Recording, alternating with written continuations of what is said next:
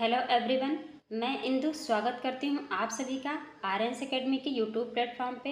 आज हम सभी इस क्लास के अंदर बात करेंगे भाषा हिंदी पेडागोजी के क्वेश्चंस, जो कि सीटेट के लेवल से बहुत ही इंपॉर्टेंट क्लास है।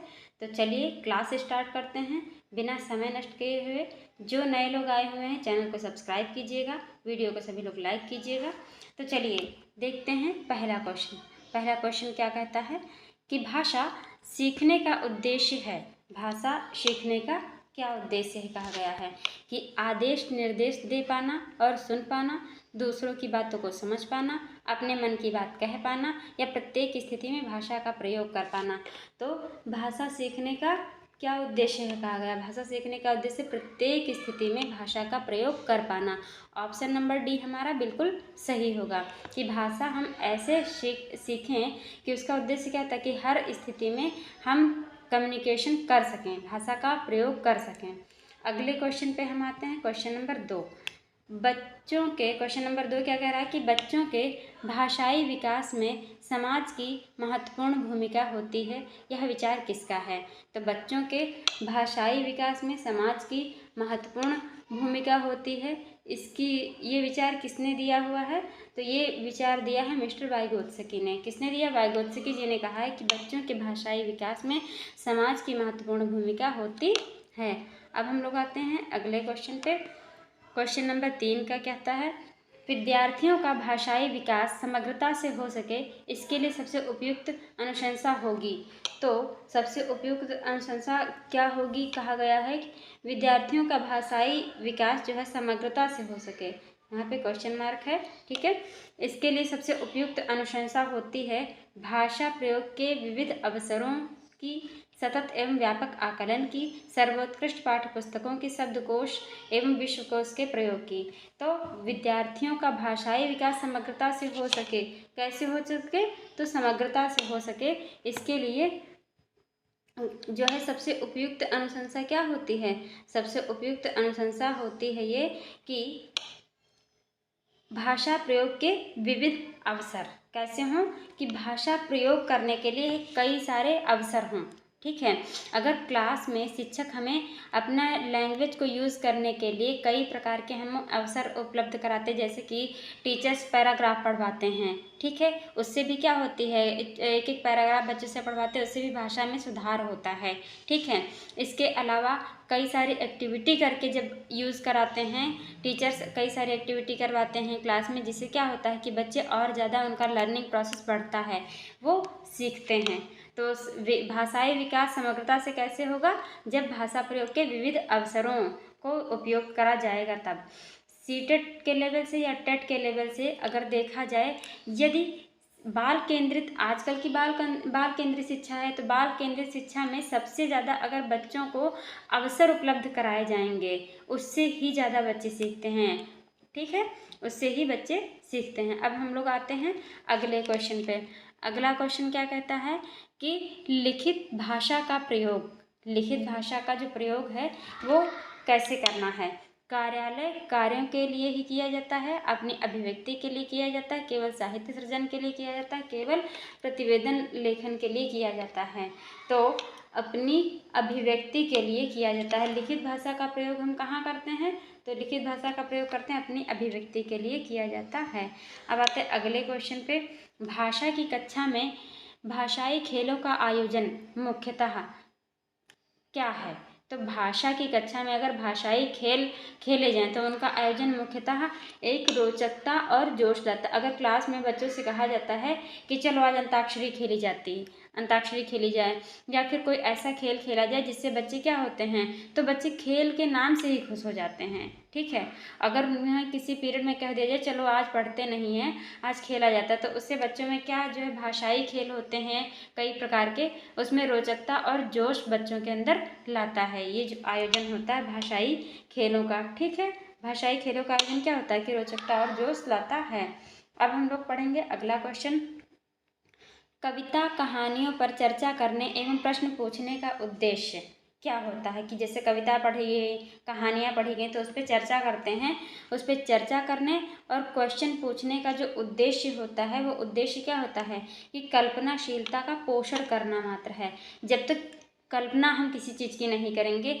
कोई भी कविता पढ़ाई गई, कहानी पढ़ाई गई, तो उसमें क्या होता है कि कल्पना के आधार पे ही तुम क्वेश्चन पूछते हैं आगे बच्चों से कि बताइए ये इसमें क्या हुआ होगा, ठीक है, इसमें इस कैरेक्टर ने क्या किया होगा। तो हम कल्पनाशीलता का पोषण करना मात्र होता है जब बच्चों से कहानी और कविताओं पर चर्चा करते हैं और प्रश्न पूछते हैं, ठीक है। अब आते हैं अगले क्वेश्चन पे। अगला क्वेश्चन क्या कहता है, भाषा का अस्तित्व एवं विकास किसके बाहर नहीं हो सकता है। तो किसके बाहर भाषा का अस्तित्व एवं विकास नहीं हो सकता है, तो ऑप्शन नंबर बी। अब समाज के बाहर थोड़ी हो जाएगा भाषा का अस्तित्व और विकास, भाषा का विकास और अस्तित्व ऑप्शन नंबर बी यानी समाज के बाहर नहीं हो सकता है। अब आते हैं अगले प्रश्न पे। अगला प्रश्न क्या कहता है कि किसी समावेशी कक्षा में कौन सा कंचन भाषा शिक्षण के सिद्धांतों के अनुकूल है। तो कौन सा शिक्षण भाषा के सिद्धांतों के अनुकूल है। बच्चे अपने अनुभवों के आधार पर भाषा के नियम नहीं बना पाते। भाषा विद्यालय में रहकर अर्जित की जाती है। व्याकरण के नियमों का ज्ञान भाषा विकास की गति त्वरित करता है। प्रिंट समृद्ध माहौल भाषा सीखने में मदद करता है। तो इसमें कौन सा ऑप्शन सही होगा, किसी समावेशी कक्षा में, कैसी कक्षा है, समावेशी कक्षा है, इसमें कौन सा कंचन भाषा शिक्षण के सिद्धांतों के अनुकूल है। तो प्रिंट समृद्ध माहौल जो होता है भाषा सीखने में मदद करता है, किसमें, समावेशी कक्षा में, क्योंकि उसमें बहुभाषिकता का प्रयोग होता है। किसका प्रयोग होता है, बहुभाषिकता, ठीक है। अब आते हैं अगले प्रश्न पे। क्वेश्चन नंबर 9 क्या कहता है कि प्राथमिक स्तर पर विद्यालयों के भाषा शिक्षण के संदर्भ में कौन सा कथन सही है। कौन सा कथन सही है, बच्चे समृद्ध भाषिक परिवेश में सहज रूप सेवा भाषा में सुधार कर सकते हैं। बच्चों को भाषाई संकल्पनाओं और विद्यालय के भाषाई परिवेश में विरोधाभासी भाषा सीखने में मदद करता है। अगला ऑप्शन कहता है कि बच्चे भाषा की समृद्ध संरचनाओं का ज्ञान विद्यालय में ही अर्जित करते हैं। अगला ऑप्शन कहता है कि सतत रूप से की जाने वाली टिप्पणियाँ एवं अनवरत अभ्यास भाषा सीखने में रुचि उत्पन्न करता है। तो इसमें ऑप्शन कौन सा सही, इसमें कहा जा रहा है कि प्राथमिक स्तर की बात कही जा रही है, ठीक है। किसकी बात कही जा रही है, प्राथमिक स्तर की बात कही जा रही है। प्राथमिक स्तर पर विद्यार्थियों के भाषा शिक्षण के संदर्भ में कथन सही कौन सा है कि बच्चे समृद्ध भाषिक परिवेश में सहज रूप से सेवा भाषा में सुधार कर सकते हैं अगर उन्हें अच्छा परिवेश मिलता है, ठीक है। अच्छा का जैसा परिवेश होता है बच्चों की भाषा कैसी हो जाती है, वैसी हो जाती है। बच्चों की मातृभाषा अलग अलग क्यों होती है, क्योंकि सबसे पहले वो परिवार में रहते हैं, अपने परिवेश से सीखते हैं कैसी, मातृभाषा। फिर जब वो स्कूल जाते हैं तो स्कूल में इंग्लिश है या खड़ी बोली है हिंदी की, ये सारी चीज़ें क्या हैं बच्चे सीखने लगते हैं। तो परिवेश पर ही, समाज पर ही डिपेंड करता है। अब आते हैं अगले प्रश्न पे।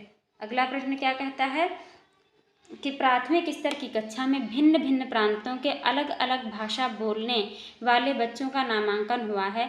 ऐसी स्थिति में भाषा की कक्षा बच्चों के भाषाई विकास के संदर्भ में अवरोध ही प्रस्तुत करती है, बहुत बड़ी समस्या बन जाती है, अनमोल संसाधन के रूप में कार्य करती। तो इसमें जितने भी निगेटिव पॉइंट हैं, अवरोध तो नहीं ही, अवरोध पैदा करने का ऑप्शन नहीं लेंगे, यह ऑप्शन कट गया, ठीक है। बहुत बड़ी समस्या बन जाती, नहीं। क्या जटिल चुनौती के रूप में सामने आती, नहीं। तो इसमें ऑप्शन कौन सा सही होगा, ऑप्शन नंबर सी कि अनमोल संसाधन के रूप में कार्य करती है, ठीक है। अब आते हैं अगला क्वेश्चन। अगला क्वेश्चन कहता है कि पहली कक्षा को भाषा अध्यापिका अपने एक विद्यार्थी के भाषाई विकास के संबंध में चिंतित है। पहली कक्षा के भाषा अध्यापिका अपने एक विद्यार्थी के भाषाई विकास के संबंध में चिंतित है। क्यों चिंतित है, विद्यार्थी को घर पर बात करने के बहुत कम अवसर मिलते हैं, या नंबर 2 विद्यार्थी के माता और पिता की मातृभाषा अलग अलग है, नंबर 3 विद्यार्थी अपने साथियों से बहुत झगड़ता है, या फिर विद्यार्थी पठन पाठन में रुचि प्रदर्शित नहीं करता है। तो ऑप्शन इसमें कौन सा सही होगा कि विद्यार्थी जो है, विद्यार्थी के माता पिता की मातृभाषा कैसी है, अलग अलग है। पहली कक्षा का बच्चा बहुत ही छोटा होता है, तो इसमें क्या विद्यार्थी को भाषाई विकास उसका जो है मतलब इतनी जल्दी नहीं हो पा रहा है जितनी जल्दी हो सकता है। तो होता है भाषाई विकास, लेकिन उसके माता पिता की मातृभाषा कैसी है, अलग है। स्कूल में बोली जाने वाली भाषा कैसी है, वो अलग है। तो उसमें सामंजस्य बैठा के ही तो बच्चा सीखता है। इसीलिए कौन सा ऑप्शन सही कि विद्यार्थी के माता और पिता की मातृभाषा अलग अलग है। अब हम देखेंगे अगला प्रश्न। बच्चों के बोलना सीखने के संदर्भ में कौन सा कथन सही है? तो बच्चों के बोलना सीखने के संदर्भ में कौन सा कथन सही है कि बड़े परिवार में बच्चों को बोलना सीखने की गति तेज होती है? नहीं, ये गलत है।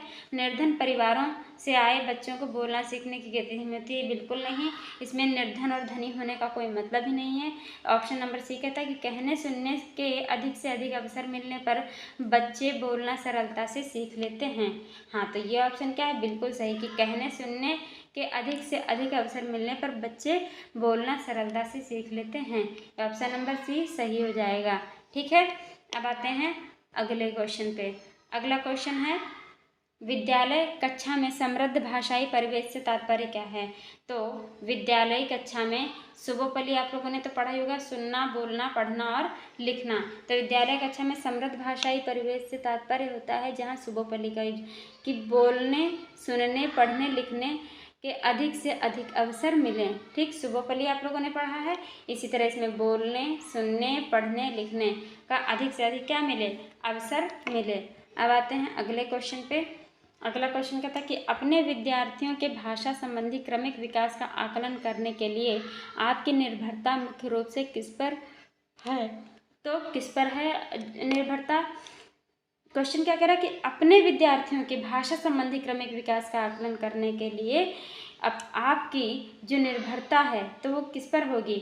वो होएगी हमारे पोर्टफोलियो के अवलोकन पे। हमारा पोर्टफोलियो कैसा बना है, कैसे हम बच्चों को पढ़ाएं कि उनका विकास का हम आकलन कर सकें। ठीक, तो पोर्टफोलियो प्लानिंग करके हम जो है पोर्टफोलियो के अवलोकन पर बच्चों की जो विकास की निर्भरता है वो हम चेक कर सकते हैं कि कितने स्टेज का, कितने लेवल का विकास हुआ है। अब आते हैं अगले प्रश्न पे। आपके विद्यार्थी पाठ में आए नवीन अपरिचित शब्दों के अर्थ जान सकें, इसके लिए आप क्या करेंगे? तो इसके लिए क्या किया जाएगा कि शब्दकोश देखना सिखाएंगे? नहीं, शब्द का अर्थ लिखकर बताएंगे। पाठ के संदर्भ में अर्थ समझने की स्थिति पैदा करेगी, या पाठ के अंत में दिए गए शब्दार्थ देखने के लिए कहेंगे? तो इसमें ऑप्शन हमारा कौन सा सही होगा? ऑप्शन नंबर बी कि शब्द का अर्थ लिखकर बताएंगे, जिससे जो नवीन अपरिचित शब्दों में उनका अर्थ जान सकें। ठीक है, तो अब हम ये हमारे 15 क्वेश्चन यहीं पे समाप्त होते हैं। वीडियो को यहीं समाप्त करते हैं। हम मिलते हैं नेक्स्ट वीडियो में। वीडियो को सभी लोग लाइक कीजिएगा, शेयर कीजिएगा, चैनल को सभी लोग सब्सक्राइब कीजिएगा। Thank you for watching this video.